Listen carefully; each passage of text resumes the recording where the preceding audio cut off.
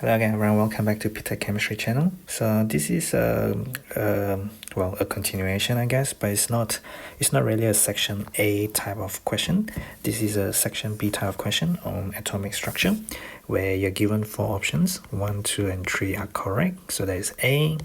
1 and 2 are correct, that is B. 2 and 3 are correct, that is C. And only 1 is correct, that is D. So I'm sure those who are doing Cambridge International, you have been very familiar with this format. I've seen this type of questions appearing in IB chemistry, as well as in other UK A-levels type of multiple choice question as well, but they don't have that kind of thing. They just have these options as the A, B, C, D option, which again is similar kind of question. It tests multiple concepts really. So in this first question, it's about atomic structure. So it's counting number of protons, electrons, knowing what is atom and what is ion. Yeah.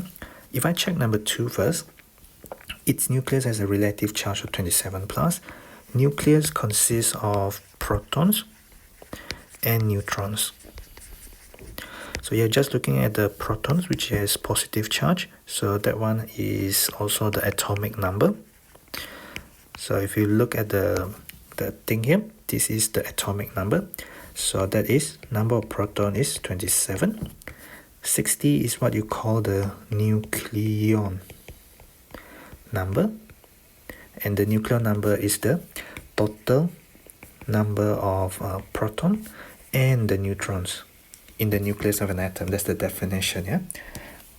So indeed number 2 is correct, because you got 27 protons, so you just got 27 plus as the relative charge, not the actual charge but relative charge. Okay. So if I check number 1, 33 neutrons. So nucleon is the number of protons and neutrons. So if I know the number of protons, so nucleon minus the proton number, 60 minus 27 will give me 33 neutrons. Okay, so number 1 is also correct. Number 3 is basically asking you to define what is meant by isotope, which is a commonly asked question in theory level paper. So isotopes are atoms of the same element with the same number of proton, because you are the same element, but you have different number of neutrons. So this is isotope cobalt 60. So that is the mass number 60 there. So you can have other isotopes of cobalt. It's the same element, it's got same number of proton, but it will have different number of neutrons from the other isotopes. So number 3 is correct. All 1 and 2 and 3 are correct, because, well, we go through all the statements starting from number 2, and then we're being systematic, we go for number 1 and then number 3. Okay.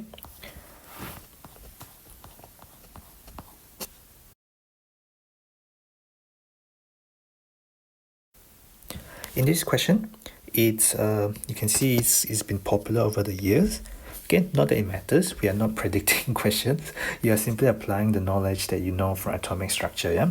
So you see how it increases from the first, this is the first shell, and then it drastically drops because you fill in a new shell which is further away from the nucleus, and therefore more shielded. So this is the filling of a new shell, meaning to say, you know, this is 1, this is group 2, group 13, 14, 15, 16, 17, 18, and then you reach the noble gas, and then you completely fill the outermost shell, then you go all the way to a new shell again, and we have a new group 1, group 2, group 13, 14, 15, 16, 17, 18, and then this is the new shell again. This is another group 1, group 2. What you need to realize is that, well, if I just fully label that, what you need to realize is that, you see, when you fill in the new shell, it's about the same level, but in reality it's actually lower, because it gets easier and easier to remove the electrons from the new shell, which is further away from the nucleus and therefore less shielded. Sorry, more shielded. Therefore it becomes easier to remove them, yeah, from the outermost shell. So which statement about this graph are correct? If I check number 2, atoms of element D and L. So what is D? D is this, and where is L? L is there. So D and L are 2 electrons in the outermost shell. So D and L, as I've shown above, they are group 2.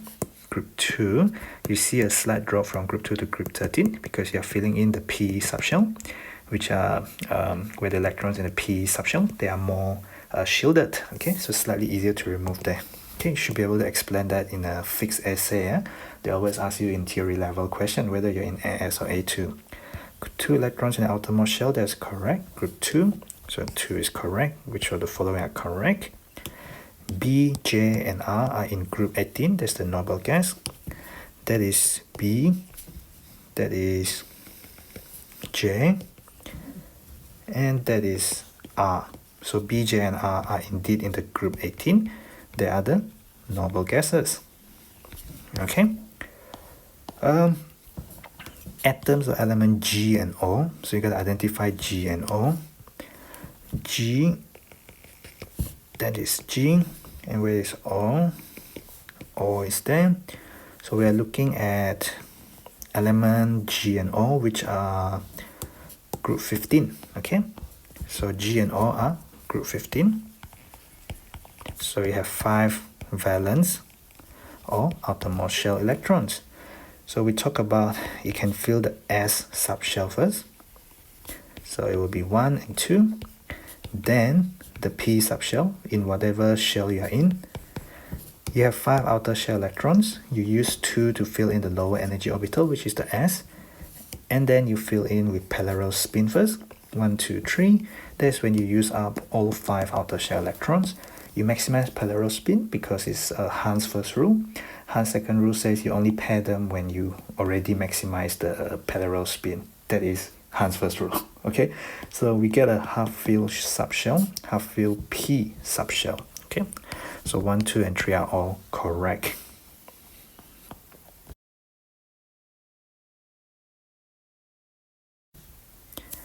In this next question, it's saying that the relative molecular mass of a molecule of chlorine is 72. I hope you know that chlorine has 2 isotopes, chlorine 37 and chlorine 35. That is around 3:1 ratio, 75%, 25%. Then you get the relative atomic mass of 35.5, which is the average mass based on the relative abundance of the isotope, which is a case study in AS level chemistry, which means you need to know it for your A level as well, yeah? So we're talking about isotope here, 72. How can you get 72? If you have 35 and 35, that would be 70 because 35 plus 35 gives you 70. 35 chlorine, 37 chlorine give you 72. The other combination also give you 72. Okay, 35 plus the 37 is equal to 37 plus 35. Okay, the other option will be 37, 37, which will be 37 plus 37, give you 74. But we want the one which is 72. So we are looking at the presence of different isotope. So this question is actually asking you, what is the same for isotope? Okay, what is the same for isotope and what is different? The only thing that differentiates isotope is atoms of the same element, same number of protons, but different number of neutrons. If you have different number of neutrons in the nucleus, you have the same element, your proton number is the same. Different number of neutron means you have different nucleon number, meaning different mass number. Okay, so that is the mass number, the other name for it, nucleon number. Okay, but because neutrons are uncharged, they are not going to affect your effective nuclear charge, because that is a result of effective nuclear charge due to the nuclear charge and shielding. But neutrons are not charged at all. So how can they affect radius when they are not charged at all? So it doesn't matter how many you have or how little you have. They don't affect your electrostatic attraction. Therefore, they don't affect radius. Sorry. What am I talking about? Same. This is totally different. I beg your pardon. Their nuclear number is totally different. Since number 2 is wrong, only 1 is correct, which I just mentioned. Their radius is the same because, neutrons don't have charge. Oh my god, I really messed up too there. But anyway, in time to save the day. Relative isotopic mass is different because, as I mentioned, the mass number, which is the number on top there. Well, you don't really call it the mass number. I guess you call it the nuclear number. But they have different masses, 35 and 37, yeah? Okay?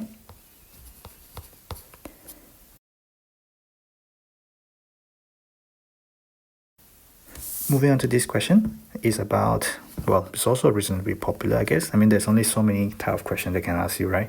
Count protons, count neutrons, count electrons, talk about isotopes, that kind of thing. This is technetium. So if you look in the periodic table, technetium, where is technetium?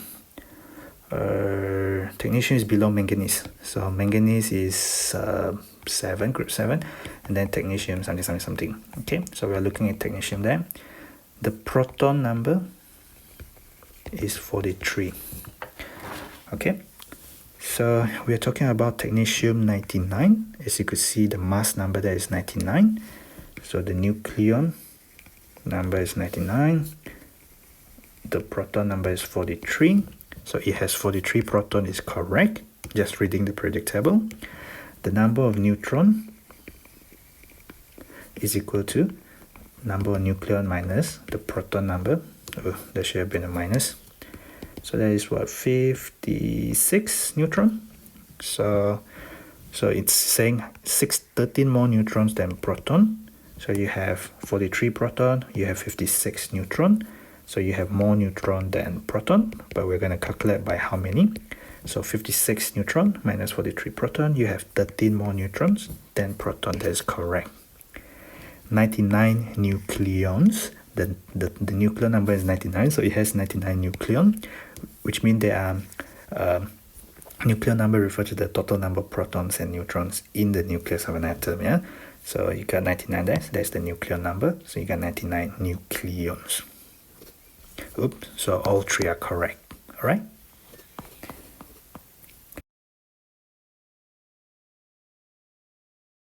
This is the last question of this 5-question series. This is similar to an earlier question. It is actually the exact same thing as the earlier question. So it's basically the exact same thing on an earlier question, which is question 4. They just changed the wording a little bit, but it's asking you the exact same thing, which is on isotope. So as I mentioned earlier in this question 3, what we mentioned here is that the combination that gives you 72 is the 35 and 37. So the combination that gives you 72 is 35 chlorine and 37 chlorine. So what you're going to get is, you're going to get isotopes. So what about isotopes are the same? Okay, nuclear number is definitely different. 35 chlorine is not the same as 37 chlorine. Their nuclear number 35 and 37. Number 2 is wrong, only 1 is correct. So I get an easy job there. In hindsight, I should have put them together, yeah? Okay, so that's it for me in this 5-question series. So thank you for watching. If you find this useful, please subscribe to the channel. Please share them with your friends, your class group chat, your relative, whoever else you think might benefit from these videos, yeah? Okay, thank you.